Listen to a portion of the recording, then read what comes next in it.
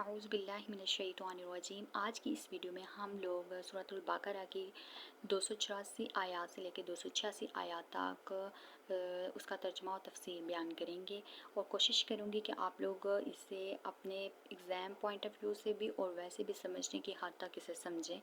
اس آیت میں 284 آیات میں اللہ تعالیٰ فرما رہے ہیں کہ حاکمیت اعلیٰ، مطلب اس پوری کائنات پہ حکم صرف اللہ تعالیٰ کا چل رہا ہے۔ اللہ تعالیٰ کی حاکمیت اعلیٰ کا اعلان ان الفاظ میں ہوتا ہے کہ للہ ما فی السماوات و ما فی الارض، جو کچھ آسمانوں اور زمینوں میں ہے سب کچھ اللہ ہی کے لیے ہے، یعنی کائنات کا ذرہ ذرہ جو ہے نا اللہ تعالیٰ ہی کے لیے خاص ہے۔ مفسرین کرام فرماتے ہیں کہ کسی چیز کی بھی تخصیص کی 3 وجوہات ہو سکتی ہیں، کہ ہم لوگ کہہ سکتے ہیں کہ اس کا حاکم ہے فلاں بندہ ہے۔ جیسے ہم لوگ اگزامپل لیں تو کوئی برتن یا مشینری یا اوزار بنانے والا جو ہوتا ہے اس کا حق وہ مطلب اس کی چیز ہوتی ہے، وہ چیز خاص ہوتی ہے، اس وجہ سے وہ اسے بنانے والا ہوتا ہے، تو ہم لوگ کہتے ہیں کہ فلاں بندے نے بنائی ہے، اس کا کاریگر ہے۔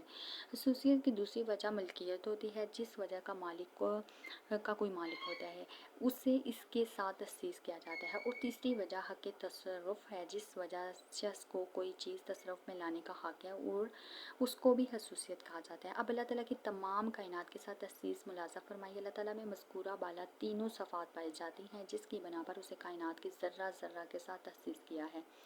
وہ ہر چیز کو بنانے والا ہے، وہ بدیع السماوات والارض ہے، آسمانوں اور زمینوں کو پیدا کرنے والی ذات وہی ہے، وہی ہر چیز کو بنانے والا ہے۔ بے شک آگے لقد خلقنا الانسان فی احسن تقویم، ہم نے انسان کو بہترین شکل و صورت میں پیدا کیا۔ حدیث شریف میں آتا ہے وَإِنَّ اللَّهَ صَانِعُ كُلَّ صَانِعٍ وَصَنْعَةٍ، ہر چیز اس کی صنعت کو پیدا کرنے والا اللہ وحدہ لا شریک لہ ہے۔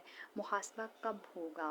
یہ مطلب کویسچن ہے کہ محاسبہ کب ہوگا۔ اللہ تعالیٰ نے اپنی حاکمیت اعلیٰ بیان کرنے کے بعد بنی نوع انسان سے فرمایا وَإِن تُبْدُوا مَا فِي أَنفُسِكُمْ أَوْ تُخْفُوهُ يُحَاسِبْكُم بِهِ اللَّهُ، جو کچھ تمہارے دلوں میں ہے اور جو تم اسے ظاہر کرو یا چھپاؤ، اللہ تعالیٰ اس کا حساب لے گا۔ یہاں پر یہ بات قابل غور ہے، جب یہ آیت نازل ہوئی کہ تم اپنے دلوں کی بات ظاہر کرو یا چھپاؤ، یحاسبکم بہ اللہ، اللہ تم سے حساب لے گا، تو صحابہ کرام پریشان ہو گئے تھے۔ نبی کریم صلی اللہ علیہ وسلم سے عرض کیا کہ حضور پاک صلی اللہ علیہ وسلم ہم نماز، روزہ، صدقہ، جہاد وغیرہ کی تکلیف برداشت کر سکتے ہیں، مگر اب ایک ایسی چیز کا حکم آیا ہے جو ہمارے بس میں نہیں۔ دل میں خیالات کا آنا ایک ایسی چیز ہے جسے عجز خود ٹال نہیں سکتے۔ اگر اس پر محاسبہ شروع ہو گیا تو ہمارے لیے کوئی جائے رفتن مطلب پناہ نہیں ہے، مطلب ہم بچ نہیں سکتے، ہم اللہ کے ہاں کیسے سرخرو ہوں گے۔ حضور پاک صلی اللہ علیہ وسلم نے فرمایا تم اس طرح کے لوگ نہ بنو جس طرح حضرت موسیٰ علیہ السلام کی قوم تھی، جنہوں نے کہا تھا سمعنا وعصینا، یعنی ہم نے احکام کو سن لیا مگر اس پر عمل نہیں ہو سکتا، بلکہ تمہارا کام یہ ہے کہ اللہ مالک الملک کی طرف سے جو بھی حکم آئے اس کے سامنے سر تسلیم ہم کر دو، اس کے جذبہ اطاعت کا اظہار کرو اور اللہ تعالیٰ سے بخشش کی دعا مانگو۔ چنانچہ جیسا آگے آ رہا ہے کہ صحابہ کرام ہر حکم کی تصدیق اس طرح کیا کرتے تھے کہ سمعنا واطعنا غفرانک ربنا، یعنی اے ہمارے رب ہم نے تیرا حکم سن لیا، اس کی اطاعت کی، تو ہمیں معاف فرما دے۔ چنانچہ حضور پاک صلی اللہ علیہ وسلم نے صحابہ کرام کے سوال کے جواب میں فرمایا کہ اللہ تعالیٰ میری امت کے دلوں میں آنے والے وسواس پر مواخذہ نہیں فرمائیں گے، بلکہ گرفت ان کی ہے جو دل سے نکل کر زبان پر آ جائیں یا ان پر عمل درآمد ہو جائے۔ جب تک عمل نہیں ہوگا ایسی حالات پر مواخذہ نہیں کیا جائے گا۔ اللہ تعالیٰ قادر مطلق ہے۔ بے شک فرمایا محاسبے کے اس قانون کے باوجود فَيَغْفِرُ لِمَن يَشَاءُ، وہ اللہ جسے چاہے معاف کر دے، جس شخص میں بخشش حاصل کرنے کی صلاحیت ہوگی اللہ تعالیٰ اس سے معاف فرما دے گا۔ وَيُعَذِّبُ مَن يَشَاءُ، وہ جو سزا کے قابل ہوگا اسے سزا میں مبتلا کر دے گا۔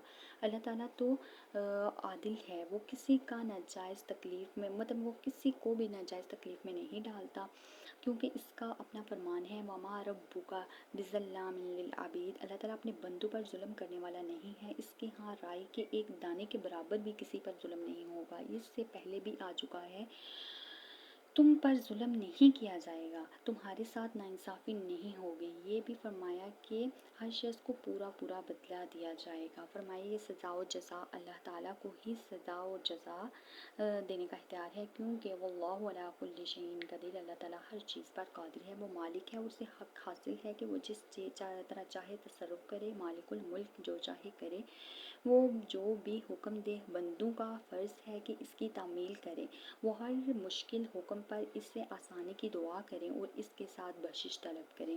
یہاں تک آیت تھی 284 کا ترجمہ تھا، اور آگے ہم لوگ 285 جو آیت ہے اس کا ترجمہ ہم نیکسٹ ویڈیو میں دیکھیں گے۔ تو آپ کو آئی ہوپ سو سمجھ آئی ہوگی، اگر نہ آئی ہو تو آپ کمنٹ باکس میں لازمی پوچھ سکتے ہیں۔ تھینک یو، جزاک اللہ۔